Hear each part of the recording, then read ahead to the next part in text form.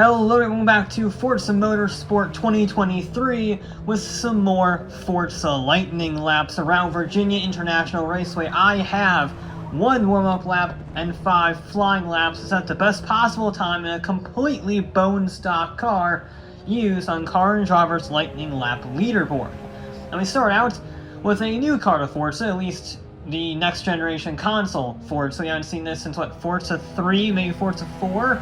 The 2007 Porsche 911 GT3, not the RS. The RS came out, what, a year or two later, 2008, 2009? Either way, it's nice to have, dare I say, a mid-range model, certainly compared to the GT2 and the GT3 RS. But it is a mid-range track level 911 if you have that for a mid-range. And it's nice to see about, I always like sort of overlooked cars. They sort of have a gap in the model year for the 911, and this fills that gap pretty darn well.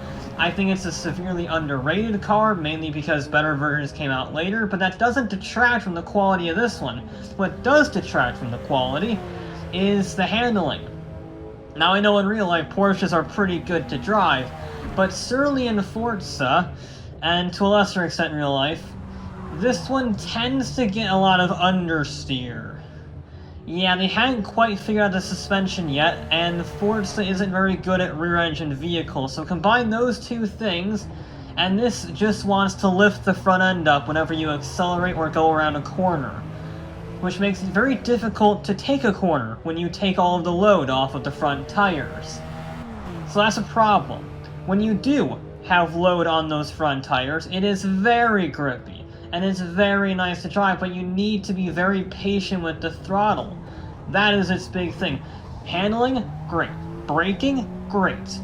Acceleration, a bit terrifying because it wants to wheelie.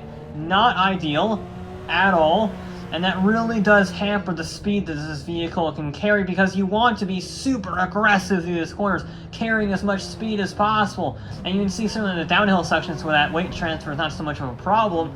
It does carry really good speed, especially for 2007.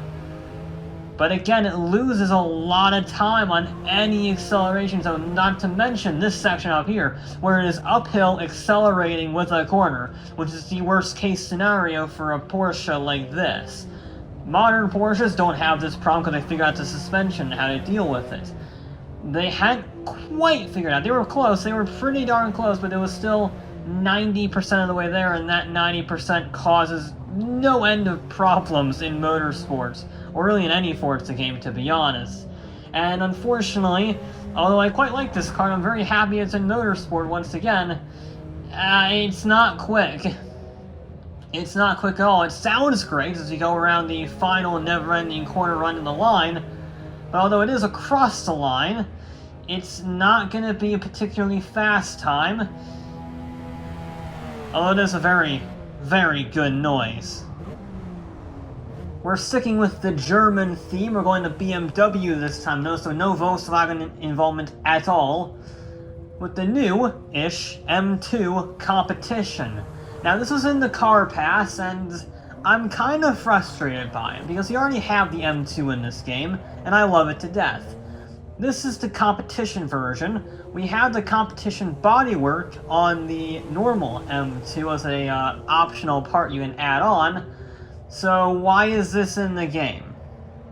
I don't know. Much less, why do we have to pay for it? Why is it not part of the playlist, or what they call it, the series?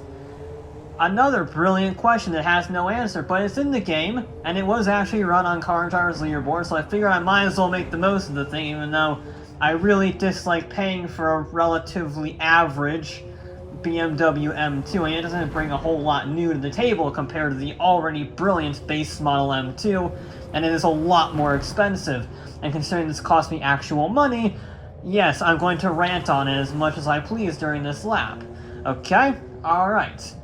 Now the car itself, although I just described it as average, it's only average because it's way more expensive than the base M2. It is still an M2, and the M2 is a brilliant handling car. We're not talking about the new one that looks like a Lego set. This one is really light. It's got a decent amount of power, especially if the competition has got a lot more horsepower. It's still rear-wheel drive. It's got decent sized tires, not a huge tire, but enough to give me confidence out of the corners.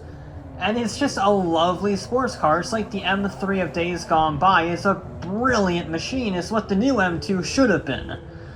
Only, you know, not a block. So, it's probably BMW's best car. The M2 in general is probably BMW's best car in eons, sort of maybe the M5. And this is just an evolution of that. I think is fantastic through these corners. And it's got a, what, 400 horsepower, something like that, 440? So it's got a real kick out of the corners. It's in high A class, this car. Very surprising given the PI of the normal M2. So it's a huge step up in terms of raw speed. And sure, I might prefer the normal M2, just because the suspension's a little softer, it's a little easier to work with, and it's a lot cheaper. This is by no means a bad car to drive. In fact, it's probably a better car to drive than the base M2 because, again, stiffer suspension, better tires, more horsepower, etc., etc. So going around this course, it's doing a pretty good job. I mean, sure, it's lacking the real speed of these other vehicles. Certainly, it's not going to beat a Ford GT or a Mercedes AMG GT Black, but for a high mid-priced two-door coupe, that is not a bad time at all. And our final vehicle is usually reserved for race cars, but I'm also using the clause that says I can use a road car not sold in America that's not on Car and Driver's Lightning Lap. Like, for instance, the Lotus 311. This is a pure and simple track car. It's even a single-seater. I think you can take the side panel off to reveal a seat. I think that was an optional extra. I have a two-seater version of this. But this, in its current spec in Forza, is a single-seater. And it's really aggressive-looking, really clean-looking roadster. I've seen one of these in real life, and it's a super cool car, the 311. I think it's fantastic. Seriously underrated. Sort of a no-limit sort of Vora, I think is what it is. And it's very rapid. I love the engine. It revs really high. I should say really high, like 7,000 RPM, but you can really hold it there in the rev range. It's got great suspension, great chassis. It is a Lotus after all. I mean, look at the speed going through the uphill S's there. You know, it's not as fast as, say, the AMG GT Black through these corners. That just has so much more aero and a lot bigger tires. But this lacks in tire sizes and complex active aero it makes up for in lightweight. This is like low 2,000 pounds, very light for a modern car with, you know, crash safety and mandatory pedestrian shenanigans that's not necessary, but for legal reasons it is. Very light for that sort of vehicle. I'm not even sure it has doors. I think you just climb into it. So it's almost 1,000 pounds. In fact, it might be 1,000 pounds lighter than the AMG GT Black, which is an insane number. Even if it's anywhere close to that, it's really light. And it can be super aggressive through these corners. It doesn't get bounced around by the curves. It does get lift-off oversteer because it is mid-engine and small tires. So you gotta be wary about that going through the high-speed corners. You don't really want to lift off. You want to sort of mitigate the throttle through corners like this so that back end stays as planted as it does. It is a bit of an oversteery vehicle. You gotta get used to it. It's a little twitchy the first time you drive it. But once you do get used to it, it absolutely flies. And the brakes are phenomenal. You can see there, it just is so efficient at getting on the brakes. You can brake so late in this car, it rivals the Formula Mazda in terms of braking distances, and that is no small feat, given that was on soft slicks and was, you know, a little Formula rotary thing. I mean, we are already at the finishing line here. One more, and we are across the line for the Lotus, and its time is insane. Yes, it is, you know, 3 seconds slower than the Mercedes, but it has almost half the horsepower as the Mercedes, and it doesn't have a crazy aero. So that is a pretty impressive feat. It beats the Mazda by just under 0.2 of a second, and the Mazda was on soft, slick tires. This is on sport tires. This is road legal in Europe. I mean, a road legal car was faster than a freaking open-wheeled car on soft tire slicks. Seriously impressive. The other two vehicles, not so much. The Porsche GT3 is with its peers of the Jaguar and the Ford. Those are about the same era, those vehicles, mid to late 2000s.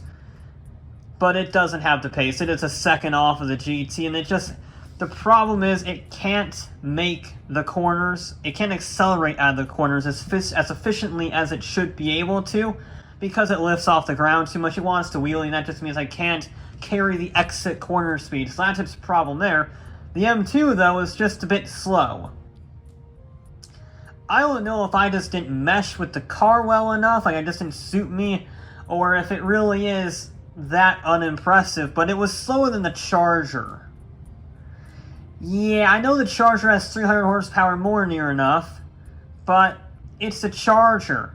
I've driven them many times, and they're boats. They have no steering feel, they weigh 2 and a bit tons, and their differentials are atrocious.